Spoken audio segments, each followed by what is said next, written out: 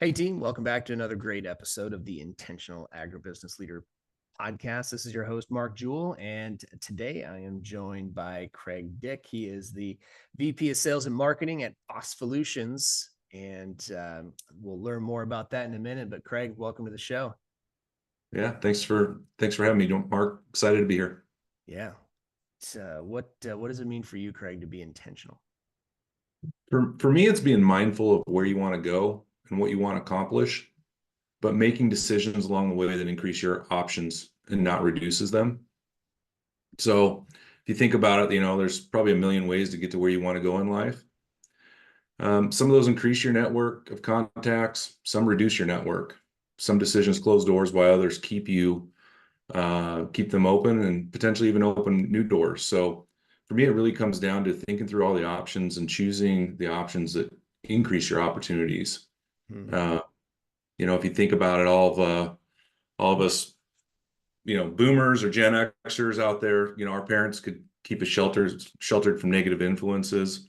But like with our boys, we quickly learned that, that's really not possible in today's world. Hmm. So, 15 years ago, we started teaching that to them, how to make better decisions and about the consequences of those decisions. And, that wasn't really something, I was taught growing up.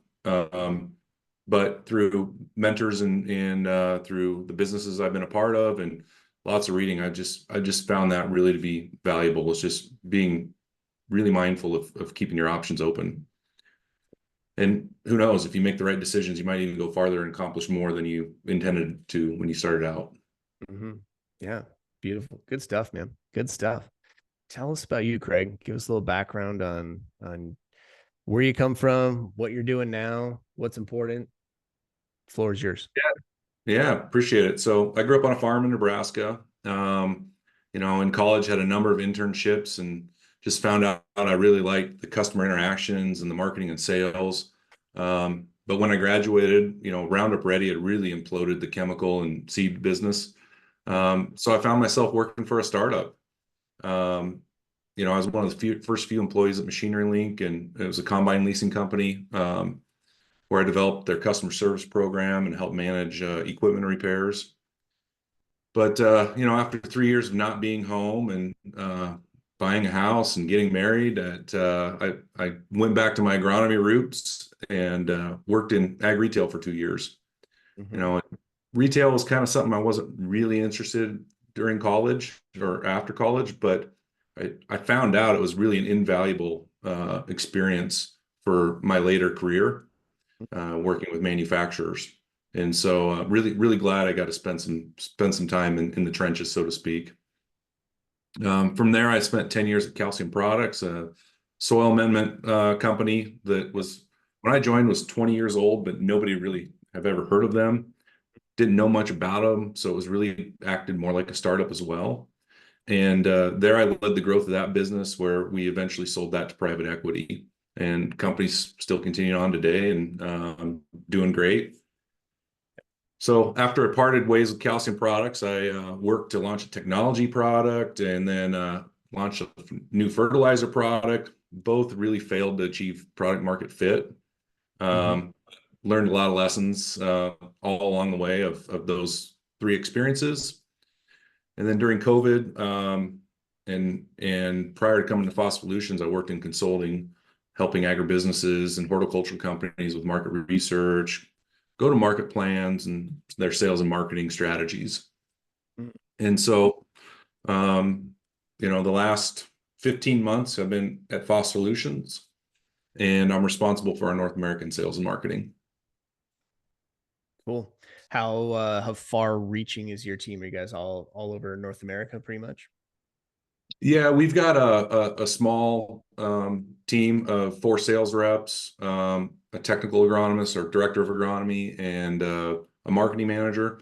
And our team covers U.S. and Canada right now. Mhm. Um, and so, yeah, we're really focused on the Midwestern Corn Belt, so we're really staffed appropriately for the stage of our business. Sure. Wow. Very cool. Good stuff, man.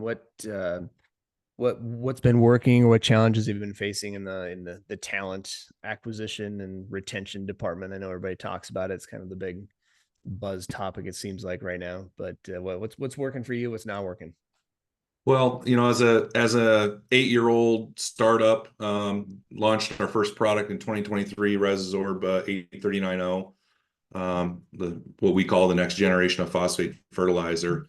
Um, I would say our challenge is really is attracting people to us who are up for the challenge of, one, working in a startup, two, going out and building new business on a product that while it has lots of research behind it, isn't well known or Mhm. doesn't have a long commercial history. And so it takes a unique individual that is up for that unique challenge. Yeah, very cool. Well, that's I think I see a lot of, we get to work with some startups. You see a lot of this in this space. It's kind of like, can we find somebody who's willing to stick it out as long as it takes to get this thing to work sometimes. And then you also have the other pressure on the other side of whether, if you're private equity owned, how do we make that happen in time Mhm. for the deadline, whatever the deadline might be. And and just find somebody who's willing to be, inside that time's tornado, right? Yeah, and there's if you look at the kind of the landscape of startups, and I've been involved really startups my whole career, but the last 15 years in agriculture, disruption became a big buzzword. Um, and you know, we've worked really hard not to be a company like that, because if you think about it, Mark, if I came to you and said, "Hey, do you want me to disrupt your business?" Like, you're not down for that. Farmers don't want their business disrupted. Ag retailers don't want their business disrupted. Mhm. So,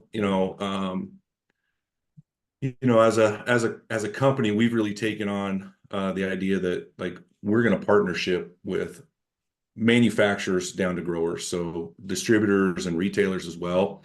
And we've worked really hard to make our technology integrate with manufacturers, so they can be more profitable, more sustainable, but then also so the retailers can handle less volume, make more margin, deliver cost savings to their growers.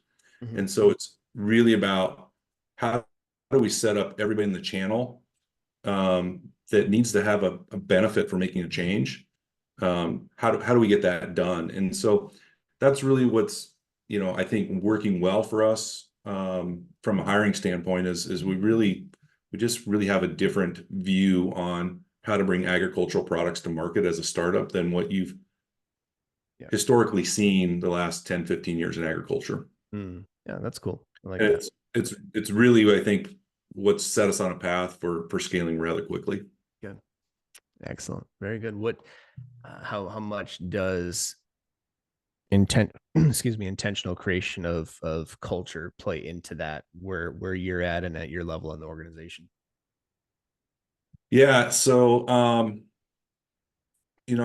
I've got to give a ton of credit to our CEO, Hunter Swisher, and Jacqueline, who's our director of people and culture.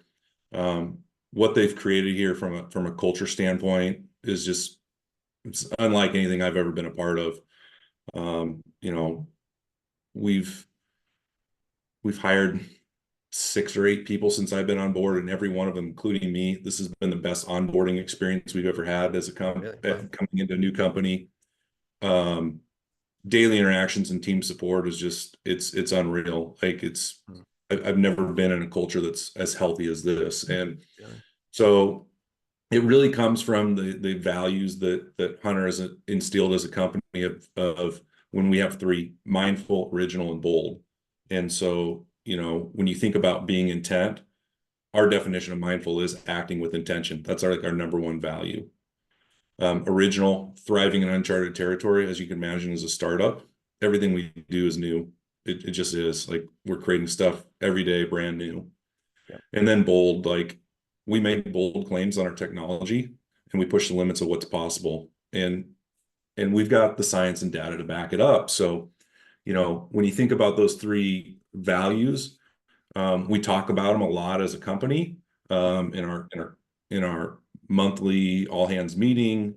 We talk about it in our sales training with our sales team. And so, as you keep coming back to those values as you're guiding, daily interactions with the team, your goal setting, and even challenges that come up of, you know, hey, this customer doesn't believe XYZ. Well, how do we overcome that from our values position, and make sure that we're serving them correctly and getting them what they need to take our products out to their growers. Yeah. Yep. You bet. What are you finding is most important as you guys try to scale and grow? How do you continue to replicate that culture? This I love the three words here: mindful, original, and bold. So that's something you guys just have to talk about a lot. I mean, how do you sort of get that done? Yeah, I mean, like I said, we have a monthly, all hands meeting where not only do we talk about the values, but we are also, you know, sharing wins with the team, celebrating anniversaries, birthdays, babies, business success. We do shout outs to team members, and we're always trying to find ways to recognize that team success and team members who are upholding the values and culture that Hunter has very carefully crafted over these last 8 years. Beautiful, good And stuff, man. and when you see the leader and the founder of the company, every day working on improving the culture of the company, it really incentivizes the rest of the leadership team to put the time and effort in to connect with your team members and make sure that everybody's set up for success. Well, it definitely speaks a lot to Hunter's leadership then. I mean, as I try to set up my company as we're growing, my goal is to be driving culture and driving sales. If I can focus on those two things that I do best, Mm-hmm. everybody else handles, and is empowered to do the rest of their stuff very well, then we increase the likelihood that we, achieve a successful outcome in our world. And so it sounds like he's worked really hard to be able to create that for you guys. Yeah. I feel very lucky to be a part of this team, and again, it's a lot of hard work, and it's about being intentional from day one of what are you trying to build, and what kind of team are you trying to put together, and what kind of experience do you want to give to your customers. Yep. Yep, absolutely. Okay, well let's learn a little bit more about Craig. Talk to us a little bit about you. What's been the biggest challenge over the what I like the theme kind of being in the startup space, right? I mean, having to go maybe take unknown companies, make them known, capture market share, grow the business, and all the things. What's across that spectrum of the last 20 years, it's been one of the biggest challenges that you've had to overcome? Um, I think about this a lot. I have lots of friends and colleagues in the industry who've been in the same role 20, 25 years. And, um, you know, it seems like about every 5 or 6 years, 10, I'm starting over, starting something new. And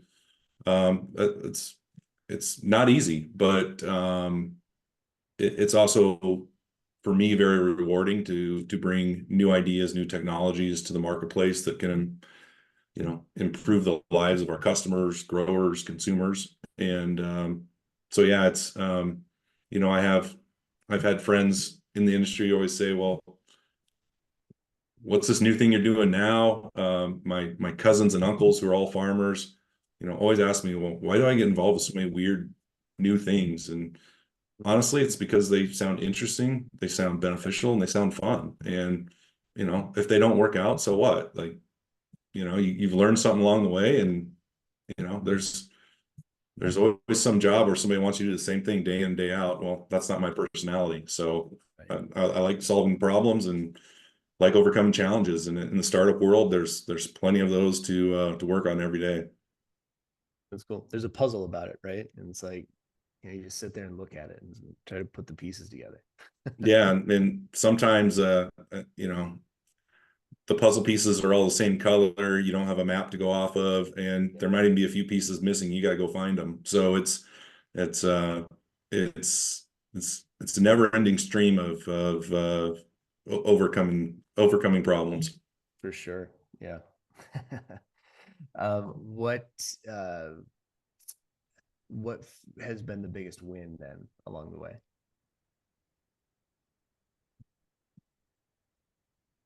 There, I would say there's been a lot of them. Certainly my time at Calcium Products, taking on, relatively unknown company, Mhm. really to worldwide distribution and being known for its product. Um, and over a course of 3 to 5 years, when you ask a customer, why are you using this product? And they repeat your marketing messaging back to you. It's like, Mm. okay, like that's it's really exciting to hear that. It's I I would say with all the companies I've been a part of, um, they've really added a lot of value and bottom line to the customers. So it's not just about making a lot of money, which is important, but it's how are you helping your customers achieve their goals and meet their needs. And if you do that right, like you, you're going to turn away business. Like it's just really a lot of fun to get all the incentives lined up where it makes it easy and fun to sell a new product, a new technology. Yeah. That's got to be rewarding. I mean, just all the stuff along the way. But yeah, I was thinking about as you're talking about your time at Calcium, you work really hard on these marketing messages, and then you work really hard on training your team, and then you work really hard on trying to get that message out to the customer. And most of the time that doesn't work. But then once finally, like little by little, you start to see so you start to see that show up and people know what you stand for, and nobody knows, but like you thought about that marketing message one day on a drive to work. Yeah. you know It, and it's like to see that the genesis of that idea now become a real thing that's actually helping you gain traction, grow business, help people, whatever, right? I mean, it, it's cool to and see. the hardest part and what too many companies make a mistake of with their marketing messages, they don't give it enough time.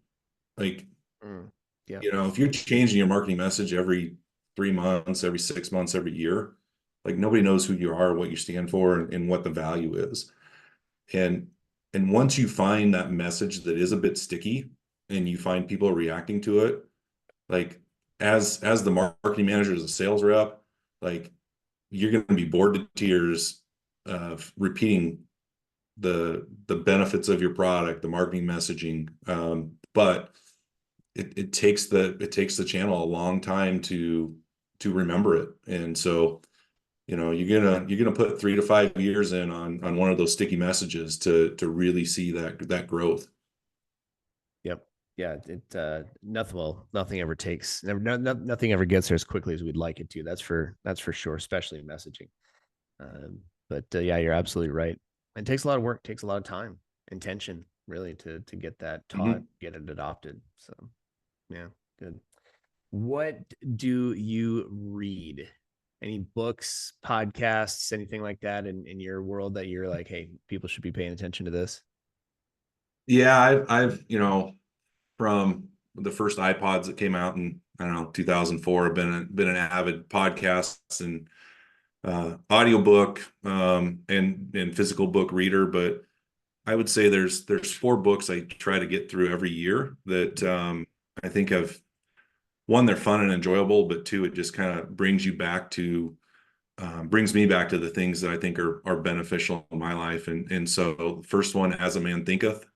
It's a Mm. really short, Mhm. 120-year-old book, but you can only achieve what you think about. And so being mindful of your thoughts is what's going to get you to where you want to go.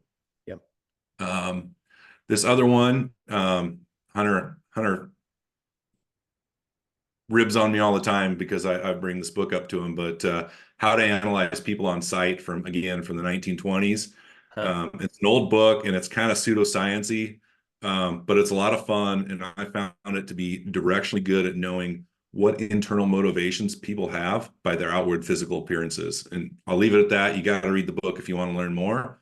Interesting. But it's yeah, it probably doesn't hold up to real peer reviewed science, but Mm-hmm. um, I found it to be helpful. And then the other one is 48 Laws of Power. If you like history and maybe don't understand, why you're not getting to where you want to go in life, check this one out. It can really alert you to a lot of blind spots you have in dealing with people and, people above you. And so I suggest the audio. It's like 500 pages, but it's really beneficial to understand, again, what motivates people.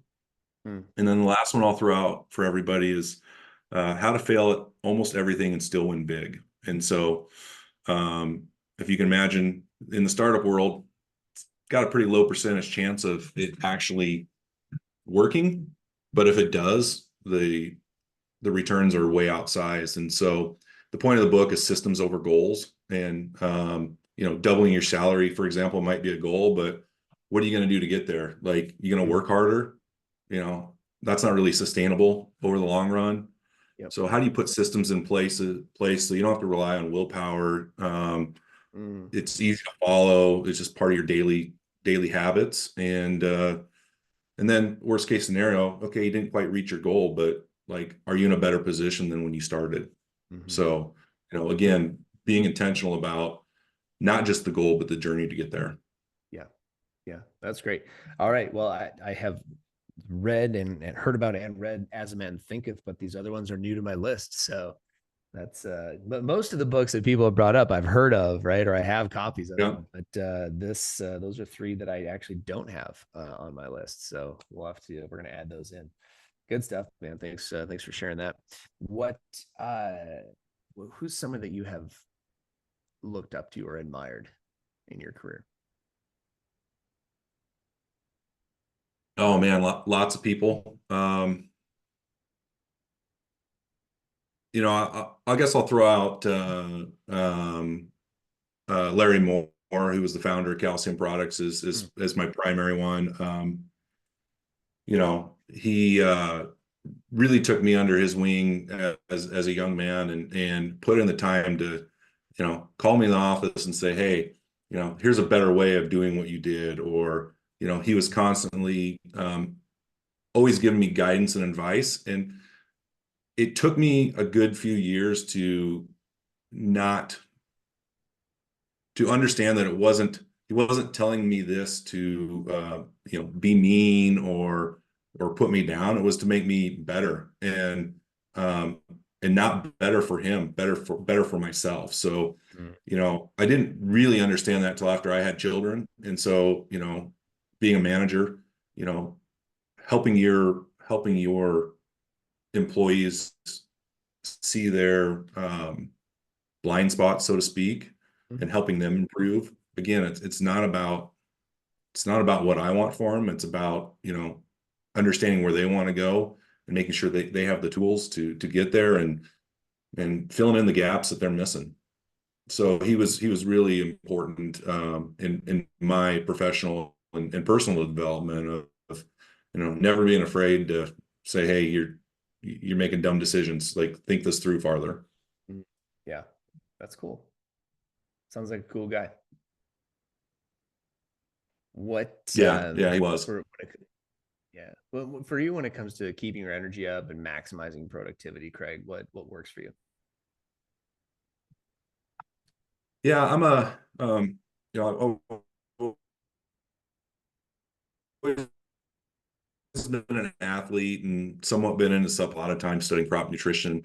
And then that kind of spilled over to like human nutrition. So I would say for really 20 years, I've had a pretty intense supplement routine, and then I also try to exercise every day. And, I find when I'm not taking my vitamins and minerals and I'm eating crappy because I'm traveling, that can really drop my energy level. And then the last thing is just, if I get the chance on the weekends, I just like to unplug from email and cell phone and work and just go out in the yard and on my acreage and spend time working, doing manual labor out in the yard. Like, um, just really kind of sets and centers you. And, maybe those spreadsheets aren't so difficult after running a shovel all day on a Saturday. Right. So Yeah. it's pretty simple, but it takes intention on a daily basis to say, I don't need that bag of fries. Take your vitamins and, eat healthy. So, Yeah. but Uh, it does over the life. If you can make it part of your daily routine, it's something you don't have to think about. It's just something you do. yeah. Yep. I agree, man. I mean, supplementation for me has been one of the biggest things. And I actually work with a naturopath to, I mean, very specifically. So we're not guessing. Like Yeah. we're going in. I'm Yeah, like, hey, we like take soil and tissue tests on the plant. So why yeah, aren't you doing a blood test every 6 months to yeah, understand where you're deficient at? yeah. Yeah, on my last one, it was so wild, but everything's great on the blood test, but she's like, your ferritin is like triple where it should be. It's like ferritin, what the heck is that? It's like iron, basically, right? And so we get in, it was like, Yep. um, like, well, what could that be? If your ferritin is in like the thousands, like that's bad. Yeah. That's like a cancer indicator. But like at that level is like not hurting you, but it's not it can contribute to aging and aging faster than you have to, right? So I'm like, well, how do we get it out? And she's like, well, I take something to get rid of it? And like, no, the only way you can get it out is through lobotomy. And so Yeah. so I go in and I'm like, I'll be honest, Craig, I don't even know what that is. But I'm like, I trust her. So I go in, we get it. They take a bunch of blood, and I'm like, charge me $75 for it. And I said, what are you gonna do with it? They're like, well, throw it away. I'm like, well, I could have just donated blood. So the kicker is, so now I'm donating blood every 8 weeks to make sure we keep that down. But we figured out it's coming from, I grew up cooking on cast iron in my like at my mom and dad's house. Like we had cast iron pans. We did everything on cast iron. I still think they're the best pans you can possibly have. And so it's coming off these cast iron pans that have been passed down from my grandmother to my mother, now to me. These things are 80, 90 years in use. Yeah. And we think that's where it's coming from. So I'm still cooking on Well, cast iron, but there's also genetic markers for how you process iron. So there's some genetic tests. Ask your naturopath about it. There's some genetic tests you can see. Maybe you just don't naturally process iron very well, and so it's accumulating in your system. Yep, absolutely. So, well, the good news is I'm able to donate that blood. So now a lot more people are getting access to some good, good, healthy red blood cells. But it's little things like that that I think a lot of people are not intentional enough with themselves toward, right? Like simple things Yeah. like that. Like it doesn't cost me a lot. It was a few $100 to go in and get the assessment done. And that's way cheaper than any deductible that I have on my regular insurance. Should I have to go to a Western medical doctor for whatever, right? Yep. And it's so simple. A couple $100 a month for supplements and things like that, sometimes more. But it's like, man, like I went through it one day. I was like, I'm just dogging it like more than I should be, like from 2 to 3, like that time. If I can get through that part of the afternoon, I'm good. I can usually be pretty productive from like say 3:30 to 5 or 6. But I'm just like, I'm just wrecked. And she's like, well, you should just take a nap. Like you're not wrong, but I can't always take a nap. And we got Yeah. to the bottom of it with a couple of things, and it's just like as soon as we got the right nutrients in the body, it just turned on. That's right. You know, But so, hey, we know it works in plants and animals, so why wouldn't it work in us? exactly. Yeah, that's a big part of being intentional. Love that you brought that up. What's your favorite workout? I'm mostly a weightlifter. I try to run but I hate running, but you gotta do some cardio, keep that up. But yeah, generally free weights. I'll put together a 6 week program and switch that up every six weeks or so. So working various parts of the body from head to toe. Good stuff, man. Try to get out and walk as well with the dogs, and so just try to move every day, whether you can actually get a workout in or not. Like if you got 5 minutes, go walk around the house or walk around the office, right? So, get some movement in. I think a lot of people spend too much time just surviving in a lethargic state, right? We're busy, we're doing stuff, our heads are busy, right? Because we're always in email or phone or on Zoom calls or whatever. But we tend to stay in a fairly lethargic state. So I mean, these days, man, I'm taking more calls on the phone. If we got to be on a Zoom call because we're making a podcast for this, right? But if we were just having a conversation or a catch up with a customer, checking in on a project, if I don't have to be at the computer, I'm taking that on the phone and I'm walking the neighborhood. Yep. Because I can, and as long as we're working in these more virtual environments these days, you might as well. That's right. So good stuff, man. How do we find out more about Phospholutions? Where do we go to look you guys up? Yeah, so phospholutions.com is the best spot. You can learn about the company, our mission and vision and values. You can download performance reports and see how our next generation of phosphate fertilizer performs against traditional incumbent products, and see all the sustainability benefits. And maybe as a last point on that is doing market research for 4 or 5 years. The industry basically told me sustainability is important, but we're not that excited about it. We've got to make money. We've got to grow a crop. And what's awesome about what Hunter and the team have done here is they've really made a sustainable product, but have the focus on how does the channel make more money? How does the grower make more money? So that now everybody is excited about sustainability. Like, I don't have to pay more to implement a sustainability practice on my farm. Like, of course I'm gonna buy that product. In fact, we actually offer a small savings for the grower to use our product over incumbent products. So it's really driven a lot of interest on the sustainability side, like much more than I ever thought possible in agriculture. Good stuff, man. All right, check these guys out. Connect with Craig on LinkedIn, and thanks for being on, man. It's been fun. Yeah, appreciate it, Mark. Yeah, let me know if you ever need anything. You got it, man.